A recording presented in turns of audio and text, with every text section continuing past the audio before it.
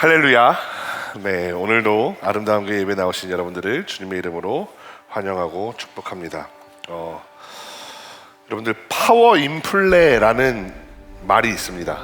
몇몇 만화나 영화 같은 컨텐츠들이 스토리가 진행될수록 등장인물들이 대책 없이 강해지는 것을 표현하는 용어입니다. 유명한 만화나 영화들은 이런 파워 인플레를 피해갈 수가 없습니다. 가장 대표적인 예가 드래곤볼이나 원피스 같은 만화일 수 있고요. 미국의 만화 회사죠. DC와 마블의 히어로물 그리고 그 영화들까지도 이런 파워 인플레를 피해갈 수는 없습니다. 물론 반대의 경우도 있습니다. 저희 아이가 보는 요즘에는 잘 안 보는 것 같은데 닌자고라는 애니메이션입니다.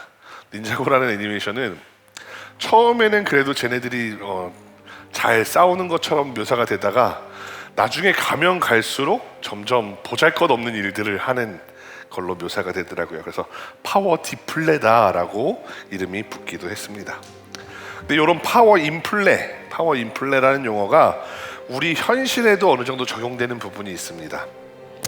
제가 대학 입시를 하던 저는 7차 교육과정이라고 부르는 세대인데요. 그때는 사회탐구를 4과목을 선택하게 했습니다. 대학에서 요구하는 필수 과목이나 몇 과목 이상을 봐야 우리 학교에 응시할 수 있어라는 게 다 달랐습니다. 그런데 그 중에서 서울대학교가 국사를 필수로 지정했습니다.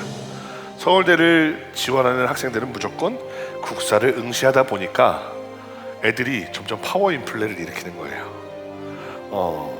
응시생들이 공부를 잘하는 애들이다 보니까 적당히 내면 다 만점을 받는 거예요. 그래서 국사가 실제로 어떻게 됐냐면 50점 만점에 한 문제 1점짜리 한 문제를 틀리면 2등급이 되는 게 아니라 3등급 또는 4등급으로까지도 내려가는 일이 있었습니다. 그래서 점점 국사시험은 점점 어려워집니다.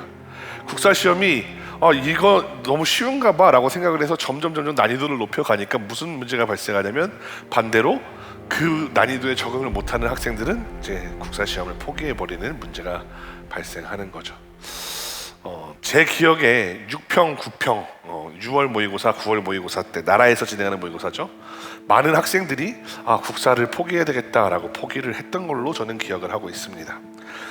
점점 문제가 어려워집니다. 그러고 나니까 점점 그 문제를 만점 맞을 수 있는 아이들만 남고 그러다 보니까 이 국사라는 과목은 고인물들의 과목이 되었다라고 말하기도 했었습니다.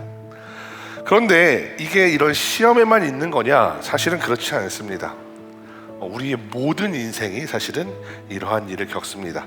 그래서 이런 말을 의미하는 이런 상황을 보여주는 속담이 있는데요. 예를 들어서 갈수록 태산이라는 말이 있죠. 또 산 넘어 산이라는 말도 있습니다. 심지어 조금 더 위험해 보이는 이런 말도 있어요. 여우를 피하려다 호랑이를 만난다. 여우를 만나서 열심히 도망갔는데 그 다음에 만난 건 호랑이라는 겁니다. 근데 이게 우리나라 말에만 있는 거냐? 우리 고사성어의 설상가상 이런 동양권 문화에만 있냐? 그럼 그렇지 않습니다. 영미권에도 있습니다. 제 발음이 안 좋아도 이해해 주세요. When it rains, it pours 라고 해서 비가 내리는데 더 쏟아붓는다라는 거고요. Jump out of the frying pan into the fire. 그래서 후라이팬에서 탈출했더니 불 속으로 뛰어들었다라는 속담이 있는 겁니다. 바꿔 말하면 이렇게 산 넘어 산, 내가 문제를 만났는데 더 큰 문제를 또다시 만나게 되는 이런 일들은 동서고금을 막론하고 우리 인생에서 생각보다 자주 벌어진다라는 겁니다. 어쩌면 그러한 어려움이 연달아 찾아오는 것은 당연한 이치일지도 모릅니다. 만화나 동화에서 그저 그 후로 그들은 오래오래 행복하게 살았습니다라고 끝내버리는 그런 일들도 사실은 우리 인생에선 별로 잘 벌어지지 않습니다. 앞에 보여드렸던 DC나 마블 코믹스 같은 미국 만화 회사들은 그래서 리부트라는 개념을 도입합니다.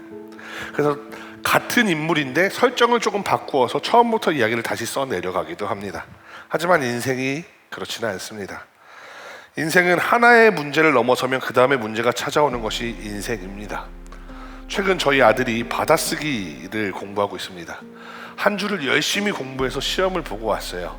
첫 번째 주는 받아쓰기를 본 다음에 시험 노트를 가지고 오지 않아서 몇 점인지 몰랐었는데, 그 시험을 끝난 날부터 바로 두 번째 주 공부를 하는 거예요. 두 번째 주 시험이 끝난 날부터 저희 아내는 세 번째 주 거 시켜야 돼 라고 말을 하더라고요. 가면 갈수록 어려워지죠.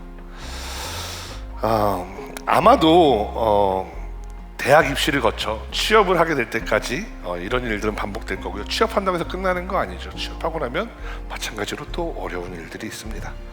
아마 과거를 미화하는 부분이 분명히 있겠지만, 많은 분들이 그래도 학생 때가 좋았어 라고 말하기도 하고, 또 사회는 야생이야 라고 말하기도 합니다.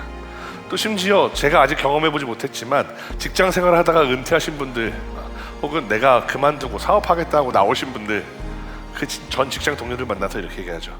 야, 그냥 직장에 꼭 붙어 있어. 아무리 그지 같은 꼴을 당해도 꼭 붙어 있어. 요 사업의 현장은 야생이야 라고 말하기도 합니다. 오늘은 사사기 1장의 이야기입니다. 사사기 1장은 엄청난 대격변의 시대를 표현하고 있습니다. 가장 먼저는 이스라엘 상황이 큰 격변을 맞이하게 됩니다. 왜냐하면 이스라엘을 이끌던 지도자 여호수아가 사망했기 때문입니다. 여호수아 이후에는 딱히 지도자라고 내세울 만한 사람이 나타나지는 않습니다만, 어찌됐건 유다 지파를 중심으로 가나안 정복 전쟁을 계속해 나갑니다. 사사기 1장 10절에 보면 지난주에 저희가 나누었던 이야기, 갈렙이 헤브론을 차지하는 내용을 조금 변주해서 소개하고 있습니다. 그런데 이런 이스라엘의 지도자 변화 외에도 역사적으로 아주 중요한 변화가 하나 더 있습니다. 오늘 본문 19절 말씀에 있는데요, 19절 말씀은 이렇게 되어 있습니다. 여호와께서 유다와 함께 계셨으므로, 이렇게 돼서 유다 사람들은 여호와를 힘입어 산지 주민들을 쫓아내게 됩니다. 그런데 골짜기의 주민들이 철병거를 가지고 있었답니다. 그래서 그들을 쫓아내지 못했다는 겁니다. 중요한 게 뭐냐면 바로 철병거입니다. 우리가 역사 시간에 배우는 시대 구분으로서 청동기에서 철기로 넘어가는 것을 표현하고 있는 구절입니다. 물론 고대의 역사는 매우 그 변화가 느립니다. 청동기에서 철기로 넘어가는데 온 세계가 다 넘어가는 데는 수백 년, 수천 년이 걸렸을 겁니다. 왜냐하면 철을 재련할 줄 아는 나라와 민족이 그 비밀을 다른 사람들한테 공유해주지 않기 때문입니다. 독점적으로 그 기술을 알고 있다가 그 기술을 이용해서 자기들이 이득을 취하려고 하기 때문입니다. 그런 이유로 사사기에서 시간적인 거리로 약 200년 이상 떨어져 있는 다윗과 골리앗 시대에도 골리앗의 무기 중에는 청동으로 만든 단창들과 그다음에 청동으로 만든 갑옷들이 등장합니다. 그런데 오늘 본문에는 단순히 철기가 등장하는 정도가 아닙니다. 뭐가 등장하냐면 철병거가 등장을 합니다. 철을 재련해서 칼을 만들거나 화살촉을 만드는 데 그치는 것이 아니라 병거를 만들었습니다. 나무 전차도 매우 무서운 전쟁 무기인데, 철병거는 말 그대로 오버 테크놀로지로 보일 수밖에 없다라는 겁니다. 요즘 군사 용어로 하면 비대칭 전략이라고 할 수 있겠습니다. 더구나 이들이 살고 있는 지역도 문제가 됩니다. 개역 개정 성경에는 골짜기라고 표현되어 있는데요, 사실 제가 지난번에도 설교 때 말씀드렸지만 병거를 골짜기에서 운영하는 거는 말이 안 됩니다. 그래서 찾아보니까 저 이제 단어가 발음을 찾아보니까 저렇게 하에메크라고 되어 있고요, 정관사 플러스 명사의 형태고, 하가 아마 정관사일 거고요, 에메크가 명사일 겁니다. 근데 그 에메크가 무슨 뜻이냐면은 골짜기라는 뜻도 있지만 저지대, 평야를 의미하기도 합니다. 지도와 더불어서 생각해보면 이게 순서가 조금 틀어졌는데요, 지도와 더불어서 생각해보면 사사기 1장 기준의 영토입니다. 지난주에 보여드렸던 지도에서는 이 북쪽 지역을 이스라엘이 차지했을 수도 있다라고 제가 설명을 드렸었는데, 사사기 1장에서부터 또 4장, 5장까지 이어지는 그 내용을 기반으로 해서 보면은 이스라엘이 직접 차지한 영토는 요만큼이에요. 반대로 차지하지 못한 땅이 요 파란 부분입니다. 이게 무슨 말이냐면 이스라엘이 지금 차지한 지역은 대부분 산지인 거고요, 요 차지하지 못한 땅이 오히려 평야 지역이라고 할 수 있습니다. 그러니까 저 평야 지역에 있는 사람들이 철병거를 가지고 있는 거예요. 이스라엘이 저들과 싸우려고 할 때 평야에 있는 건 매우 불리합니다. 왜냐? 철병거가 있기 때문이죠. 그런데 다시 한번 요 사사기 1장 19절의 말씀을 생각해 보면 조금 모순되는 것처럼 보입니다. 왜냐하면 이런 거죠. 사사기 1장 19절의 전반부 말씀은 전지전능한 하나님이 함께 한다라고 말하고 있는데요. 그런데 후반부 말씀은 철병거가 있어서 이길 수 없었다라고 말하기 때문입니다. 넌센스처럼 보입니다. 우리 유대교나 기독교 전통에서 하나님은 전지전능하신 분입니다. 또 무소부재하신 분이라고 설명합니다. 전지전능하다라는 것은 능력이 너무 커서 할 수 없는 일이 없으시다라는 뜻이죠. 무소부재라는 것은 하나님은 어느 곳에나 존재하고 계시다라는 뜻입니다. 그런데 이런 전지전능하고 무소부재한 하나님이 함께 하는데도 불구하고 왜 이스라엘은 철병거 앞에서 멈출 수밖에 없었느냐? 왜 철병거를 가진 그 민족들은 이기지 못했느냐라는 이야기를 할 수밖에 없습니다. 그래서 많은 목사님들이나 신학자들이 이 부분을 설교할 때 하나님은 여전히 전지전능하신데 이스라엘 백성들이 철병거를 보고 믿음을 잃어버렸다, 겁을 먹었다라고 설명합니다. 심지어 기도할 마음조차 상실되었다라고 말하는 설교를 들어본 적도 있습니다. 그래서 이런 논리가 성립됩니다. 우리가 믿지 않을 때 하나님은 기적을 거두어 들이십니다. 우리가 믿을 때 하나님은 어떤 일도 다 능히 행하시는 분입니다 라고 설명합니다. 이 이야기는 다른 기적들과 연관지어서 그럴싸해집니다. 예를 들어서 열왕기하 4장에 엘리사 선지자가 나옵니다. 그리고 엘리사 선지자에게 한 여인이 찾아옵니다. 이 여인은 남편이 있었는데 그 남편이 죽었어요. 남편이 뭘 하다 죽었냐면 엘리사 선생님 밑에서 사역하다가 죽었어요. 그러니까 이 여인이 울면서 도움을 요청하러 온 거예요. 아, 엘리사 선생님, 우리 남편이 죽었는데, 우리 집에 아이가 하나 있는데, 우리가 빚을 많이 졌는데 이제 우리가 먹고 죽을래도 아무것도 없어요. 집에 기름 한 병밖에 남은 게 없어요. 우리 좀 도와주세요. 엘리사가 이야기하죠. 야, 가서 그러면은 동네에 있는 모든 집집마다 네가 빌릴 수 있는 집에 다 가서 그릇을 좀 빌려와라. 아니요, 그릇은 왜요? 있는 거라고는 기름 한 병밖에 없다니까요. 아이, 가져와. 그래서 그 여인이 가서 그릇을 빌려옵니다. 이 정도면 되겠지. 여인의 믿음의 분량만큼 그릇을 빌려왔을 겁니다. 그리고 나서 기름을 붓기 시작하는데 그 기름병에서 기름이 멈추지 않고 계속 흘러넘치는 겁니다. 그래서 그 빌려온 그릇만큼을 다 채우고, 그 여인의 믿음의 분량만큼 그 그릇이 많았는데 그 믿음의 분량만큼 다 채워주시고 나니까 그 기름이 멈췄다라는 이야기로 설교를 하시는 경우들이 있습니다. 이 두 이야기를 엮어서, 야 봐봐, 엘리사 시대에도 믿음의 분량만큼 하나님이 부어주셨어. 이스라엘이 철병거를 보고 내가 하나님을 믿고 신뢰하며 나아가서 싸우겠다라고 말하지 않고 겁먹으니까 거기에서 하나님의 기적이 멈추고 이 정복의 역사가 멈췄어 라고 말하시는 분들이 있다라는 거죠. 또 한편으로는 거의 비슷한데 상호의존이라는 개념으로 설교하는 경우도 있습니다. 하나님이 기적을 베풀어 주고 싶어도 그 기적을 받을 만한 인간이 그거에 충분히 성숙하지 못하다면 그 기적을 받을 수가 없다라는 겁니다. 이러한 주제도 또 다른 기적의 이야기와 연관지어서 설명됩니다. 예를 들어 마가복음 6장에 예수님이 자기 고향 동네에 방문하십니다. 예수님이 고향 동네에 방문하셔서 거기서도 아픈 병자들을 고쳐주려고 하는데 거기서 사람들이 예수님을 믿고 따르지 않는 겁니다. 그러니까 무슨 일이 벌어지냐면 예수님이 기적을 행하시지 못하는 거예요. 그렇잖아요. 뭐 예를 들어서 제가 머리에다 손을 얹고 기도만 하면 낫는 능력이 있다라고 가정을 해볼게요. 근데 제가 병원에 가서 야, 내가 기도해 줄게, 내가 머리에 손을 얹고 기도만 하면 나서라고 말을 한다고 한들 그 병자들이 거부하면 기도를 해줄 수가 없는 거고, 기도를 해주지 않으면 나을 수가 없는 거예요.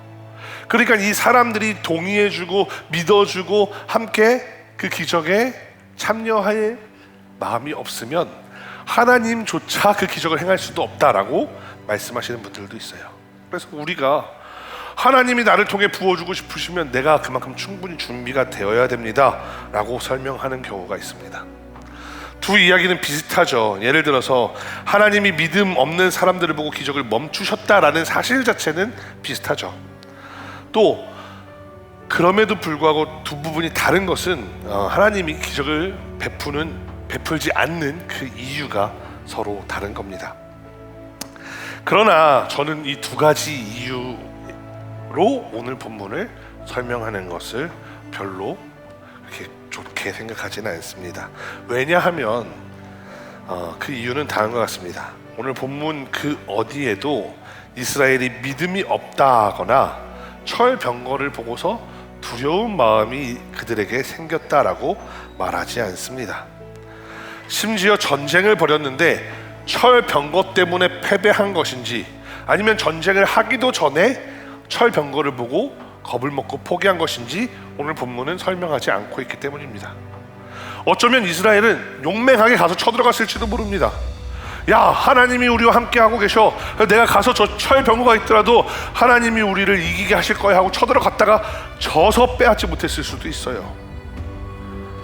또 쳐들어가려고 하는데 하나님이 이스라엘 사람들한테 마음을 주시는 거예요. 야, 내가 쟤들을 쓸어버리지 못하겠느냐? 다 할 수 있어. 근데 니네 철병거랑 싸우면 너희들 중에도 무고하게 죽어갈 사람들이 너무 많아. 그래서 멈춰라고 하나님이 응답하셨을 수도 있다는 거죠.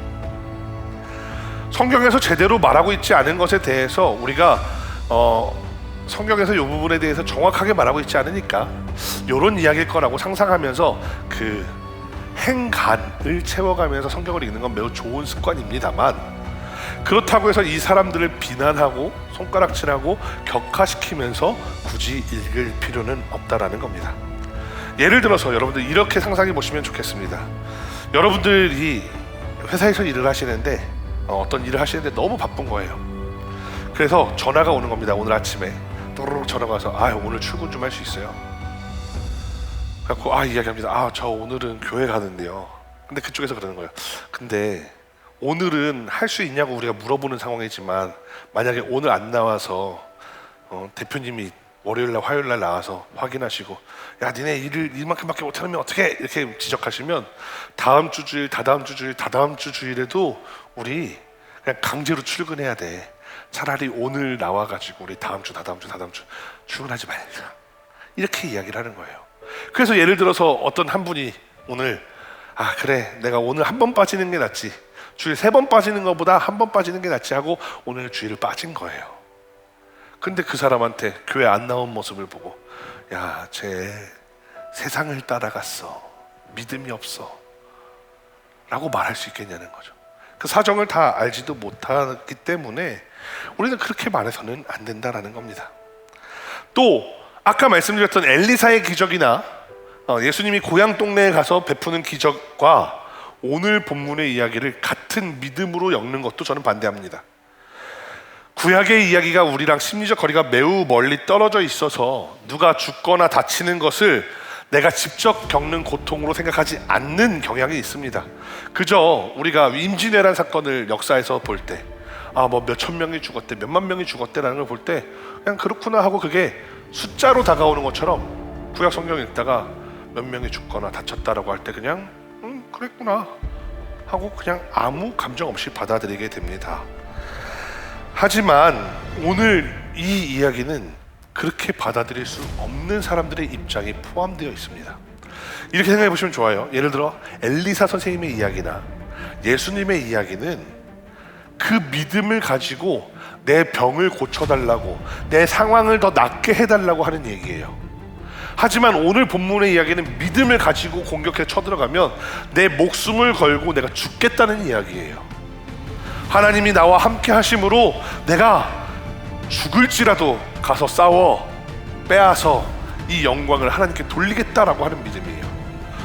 이렇게 내 목숨을 바쳐서 믿겠다고 하는 믿음과 엘리사에게 찾아온 여인 혹은 예수님께 기도해달라고 했던 병자들의 믿음이 어떻게 같은 계열로 묶일 수 있겠습니까? 조금은 다른 방향성을 가진다라는 거죠. 오히려 오늘 본문에 등장하는 산 넘어 산이라는 것은 아주 자연스러운 일입니다. 인생이라는 것은 늘 문제를 만나게 되어 있습니다. 언제나 넘어야 할 산이 눈앞에 있습니다. 제가 벌써 20년 전에 컬투쇼에서 들었던 사연인데요, 여러분들 한번 들어보시고 좀 분위기를 유하게 가져갔으면 좋겠습니다. 이런 겁니다. 어떤 청년이 집에 가다가 학생들을 발견한 거예요. 놀이터에서 초등학생들 한 4학년, 5학년, 6학년쯤 될까 하는 아이들이 놀이터에 놀고 있는 겁니다. 그런데 애들 귀엽네 하고 지나가다 보니까 갑자기 거기서 하얀 연기가 뭉게뭉게 피어오르는 거예요. 뭐 하고 있는 걸까요? 담배 피고 있는 거예요. 애들이 담배를 이렇게 피고 있는 걸 보고 이제 야, 저건 내가 아무리 요즘 애들 무섭다지만 가서 한마디 해야 되겠다 갔습니다. 야, 이렇게 얘기하려고 그러는데 그 말을 걸기 딱 직전에 담배를 피던 녀석이 이러는 겁니다. 야, 큰일 났어. 오늘 구모 선생님 오시는 날인데 숙제 하나도 못했어. 스트레스 받아 라고 했다는 사연입니다. 제가 말씀드리고 싶은 건 뭐냐면, 초등학교 4학년, 5학년, 6학년 아이들은 그 나름대로의 인생의 산이 있습니다. 20살짜리 아이들은 또 20살짜리 나름대로의 인생의 산이 있습니다. 25세 사람은, 30의 사람은 또 각자의 인생의 산이 있습니다. 여러분도 여러분들의 산이 있으실 겁니다. 각자가 겪는 그 산이 있는데, 내가 옛날에 그 산을 넘어갔다고 해서 그것을 야, 별것도 아닌 거 가지고 왜 그래? 라고 치부할 수는 없습니다. 그 당시에는 그 문제 가지고 막 죽을 만큼 힘들어해요. 여러분 한번 생각해 보세요. 첫사랑의 기억을 떠올려 보세요. 첫사랑 실패하면은 막 울고 있는, 내가 겪어본 일을 떠올려 보셔도 좋고, 친구분들을 생각해 보셔도 좋아요. 막 울잖아요. 얼마나 힘들어해요. 각자 그 인생의 산이 있는 겁니다. 또 노년도 마찬가지입니다. 노년의 삶이라고 해서 저분은 이제 인생 살 만큼 살았고 문제를 만난다고 해도 그래도 별거 아니라고 그냥 넘어갈 수 있어 라고 생각할 수도 있겠죠. 근데 그렇지 않아요. 제가 이렇게 목회를 여기저기에서 부목사로, 부사역자로 배우면서 보다 보면 가끔 그런 어르신들이 자식을 먼저 떠나보내는 경우가 있어요. 근데 그 산을 넘어가지 못하시는 거예요. 마음에 늘 그걸 품고 있는 거예요. 심지어 한 분은 2년 전에 아들을 떠나보냈어요. 그런데 2년 후에 손자가 또 죽었어요. 그 산을 넘어갈 수 있겠습니까? 그럴 수 없다라는 거죠. 이 문제는 개개인마다 다 다릅니다. 누군가는 자신 앞에 놓여있는 산을 한 방에 쉽게 넘어갈 수도 있습니다. 또 누군가는 일주일을 걸려서 넘어갈 수도 있습니다. 또 어떤 사람은 몇 달을 걸려야 할 때도 있고 몇 년을 준비해야 할 때도 있습니다. 또 심지어는 평생을 걸쳐도 넘어가지 못하는 사람들도 있습니다. 그 산을 넘기를 포기하고 인생의 계획을, 방향을 바꾸는 경우들도 있습니다. 그런데 그 사람들에게 손가락질하면서 야, 쟤는 노력이 부족해. 쟤는 저거를 넘지 못하고 저기서 주저앉았어. 그러니까 쟤는 안 돼 라고 말하는 그 사람들이나, 제 믿음이 없어서 저 산을 넘지 못했어 라고 말하는 게 무엇이 다르냐는 거죠. 과연 그게 기독교인의 신앙으로서 믿음으로 무언가를 정지하는 것이 옳은가 하는 겁니다. 문제를 넘지 못했다라는 것을 무조건 믿음으로 연결해서는 안 됩니다. 믿음은 문제를 뛰어넘는 도구가 아니기 때문입니다. 예를 들어서 대표적으로 성경에 나오는 문제를 뛰어넘지 못한 사람들 소개해 볼까요? 바울, 여러분 아시죠? 바울은 모세와 더불어서, 엘리야와 더불어서, 또 누가 있을까요? 다윗왕과 더불어서 가장 위대한 그런 인물 중에 하나입니다. 근데 그 바울 눈에 병이 있었어요. 기도합니다. 하나님, 예수님, 내 눈에 이 병을 떠나가게 해주세요. 그런데 자신의 눈을 고쳤습니까? 아니요, 고치지 못했습니다. 이스라엘 사람들이 가장 좋아하는 왕 다윗은 어떻습니까? 다윗은 위대한 이 이스라엘 왕국을 세우고 승승장구하며 사는 것처럼 보입니다. 그러나 그게 답니까? 아닙니다. 다윗은 암놈, 압살롬, 아도니아 등 자식들이 끊임없이 아버지를 배반했던 그런 문제를 만났습니다. 심지어 압살롬하고 전쟁할 때에는 그 아들 압살롬을 얼마나 사랑했는지 여호와의 괴가 오는데 이 여호와의 괴를 압살롬에게 그냥 돌려보내라. 그리고 마지막에 결전을 벌이는데 야, 내 아들 압살롬을 결코 죽이지 말아라 하는데 끝내 압살롬도 죽임을 당합니다. 여호수아는 어떻습니까? 가나안 정복을 끝내지 못했습니다. 모세는 또 어떻습니까? 가나안에 들어도 못 갔습니다. 그럼 예수님은 어떻습니까? 십자가의 문제를 인간적인 시선으로 바라보면 피해가지 못했습니다. 물론 우리가 믿음의 눈으로 바라보면 결국 끝내는 부활하여 승리하셨다라고 말하지만 그냥 그 십자가만 우리가 놓고 생각하면 그 문제를 해결하지 못하고 그 문제 앞에서 패배한 것처럼 보인다라는 겁니다.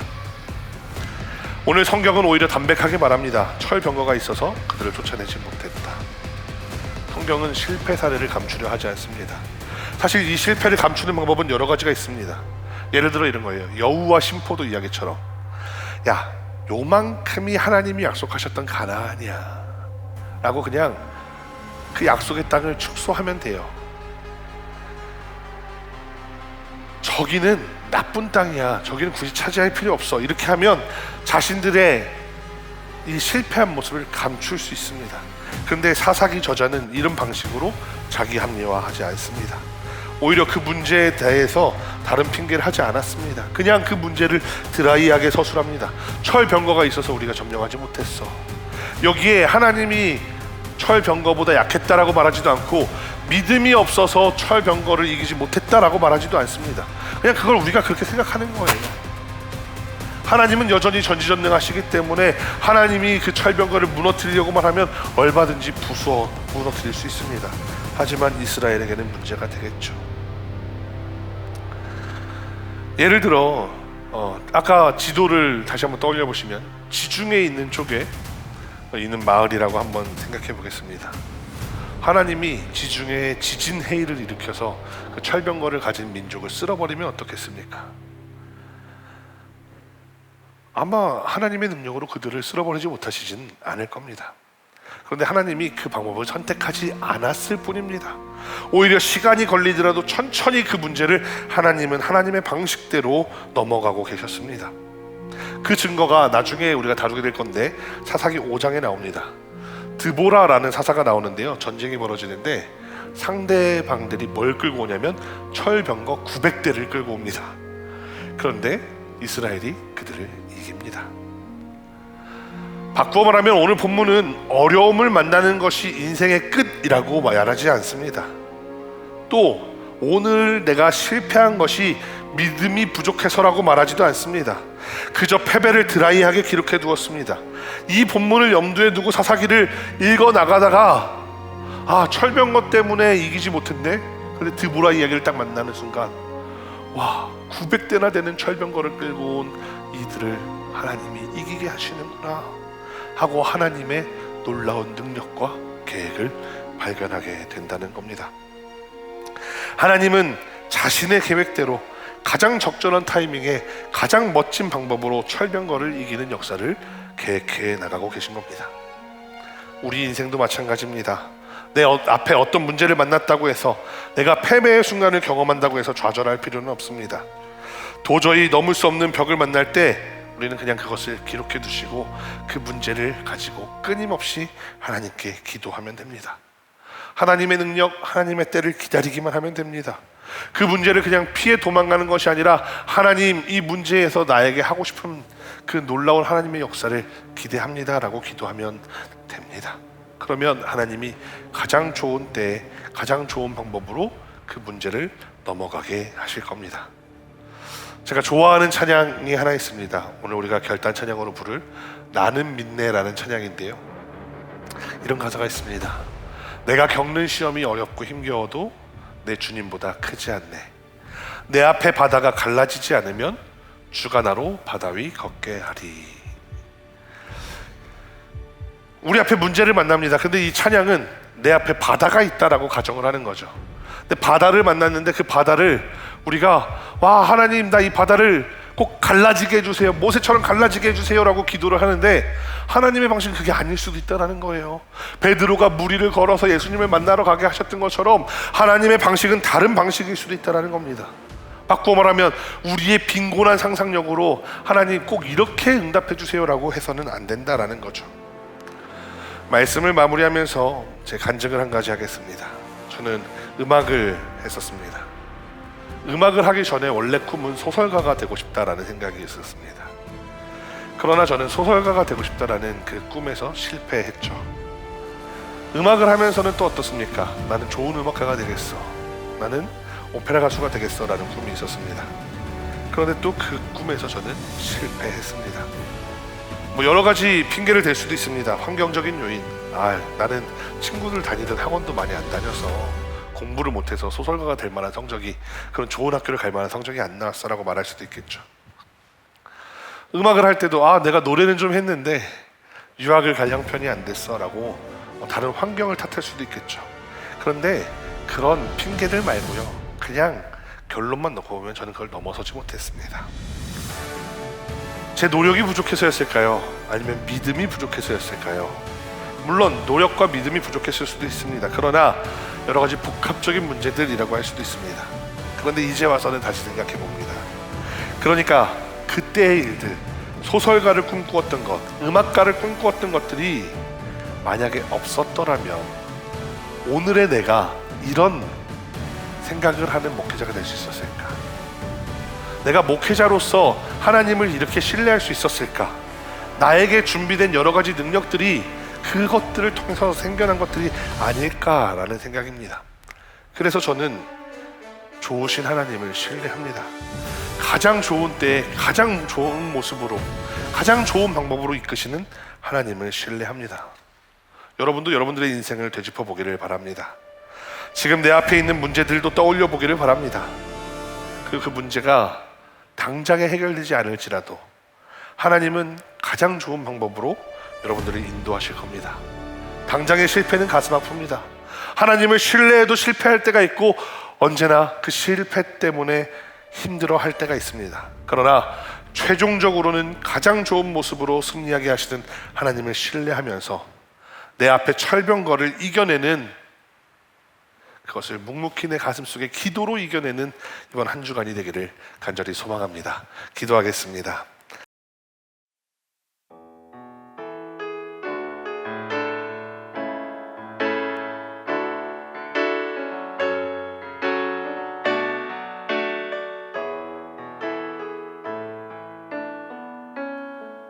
내게 허락하신 시련을 통해 나의 믿음 더욱 강하게 자라나고 험한 산과 골짜기 지나는 동안 주께 더 가까이 나를 이끄시네. 내가 겪는 시험이 어렵고 힘겨워도 내 주님보다 크지 않네.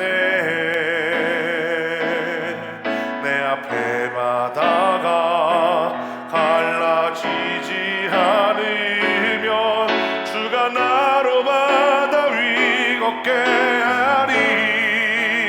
나는 믿네. 주의 능력으로 내 삶 새롭게 되리. 나는 믿네. 주의 능력으로 담대히 나가리라. 주와 함께 싸워 승리하리라.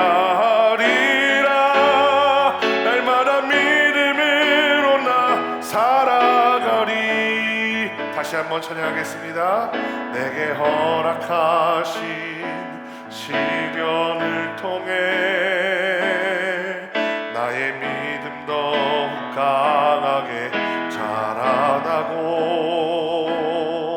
험한 산과 골짜기 지나는 동안 주께 더 가까이 나를 이끄시네.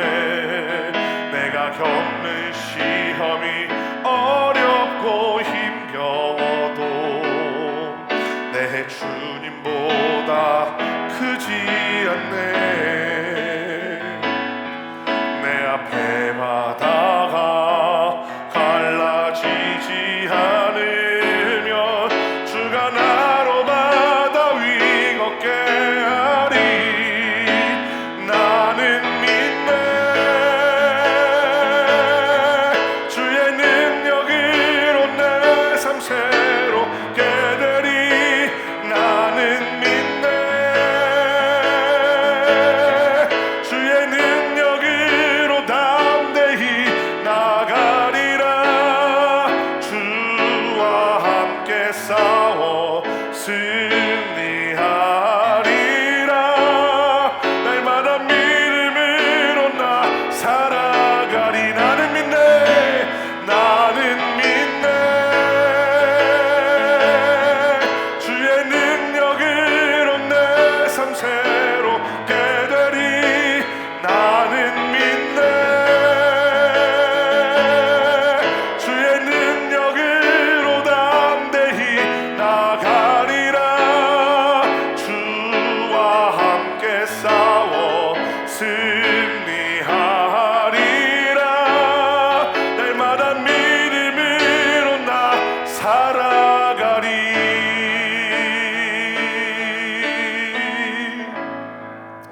이제는 우리 주 예수 그리스도의 구속의 은혜와 하나님의 그 크신 사랑하심과 성령님의 감화감동 교통하심의 역사가 문제 앞에서 일희일비하는 것이 아니라 믿음으로 가장 좋으신 하나님을 신뢰하며 나아가기로 결단한 우리들의 모든 삶의 걸음걸음마다 이제부터 영원토록 함께 하시기를 간절히 축원하옵나이다.